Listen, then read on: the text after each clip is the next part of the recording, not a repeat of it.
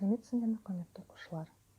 Бүгінгі сабағымыздың тақырыбы экожүйе компоненттері арасындағы байланыс.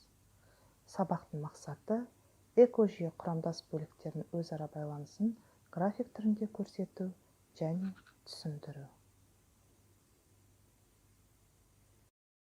Экожүйе дегеніміз не? Экологиялық жүйе немесе экожүйе грек тілінен аударғанда ойкос үй және систем бірлесу.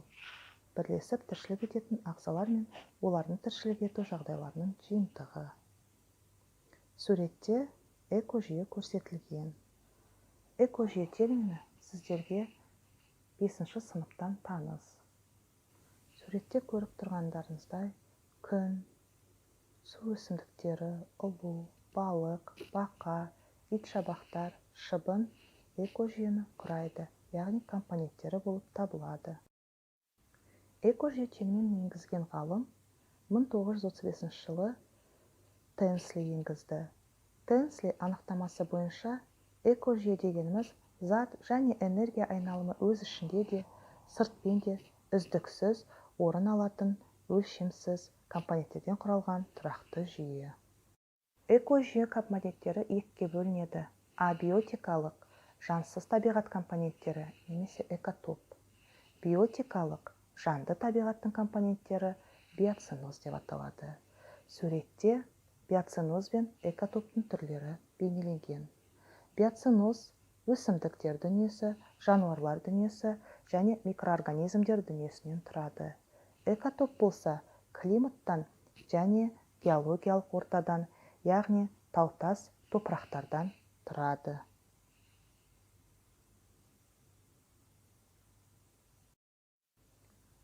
Қоректену тұрғысынан экожүйе екі сатыға бөлінеді.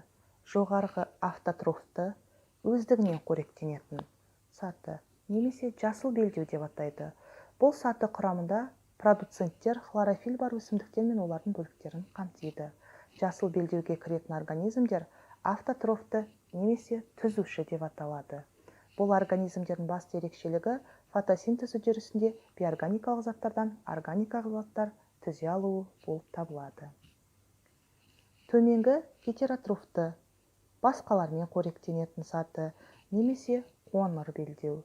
Бұл белдеуге кіретін организмдер автотрофтар түзген органикалық заттармен қоректенеді, өйткені оларды өздігінен жарата алмайды.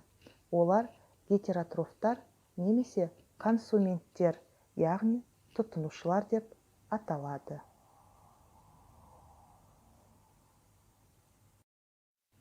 Кез келген жүйеде органикалық қалдықтар, жануарлардың қалдығы, нәжіс, тағы басқалар пайда болады. Оларды редуценттер, ыдыратушы немесе сапрофиттер деп атайды. Ыдыратушылар да гетеротрофты организмдерге қорек бола алады. Редуценттер, яғни ыдыратушылар, жануарлар мен өсімдіктердің органикалық қалдықтармен қоректенетін организмдер, әдетте бактериялар мен саңырау құлақтар жатады.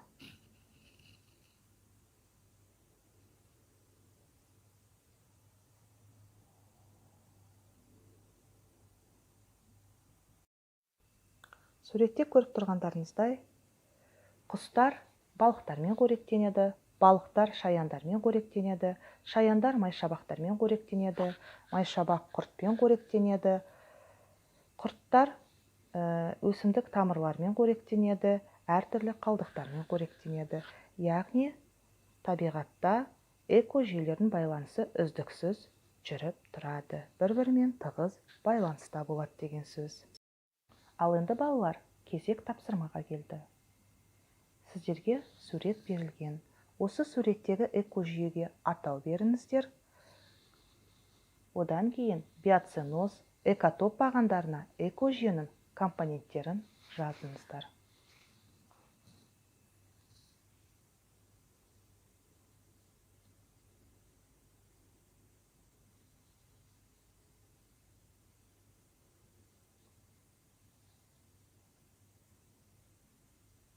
Яғни, биоценозға өсімдіктер, жануарлар, микроорганизмдер жататын, ал экотопқа климат және геологиялық нысандар, яғни топырақ, тау-тас жататынын ескеріңіздер.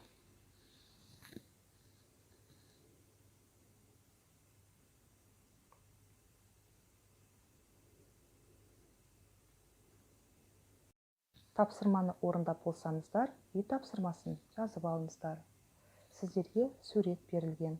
Бұл сурет сіздердің кітаптарыңызда бар. Осы суретке қарап, экожүйеге атау беріңіздер.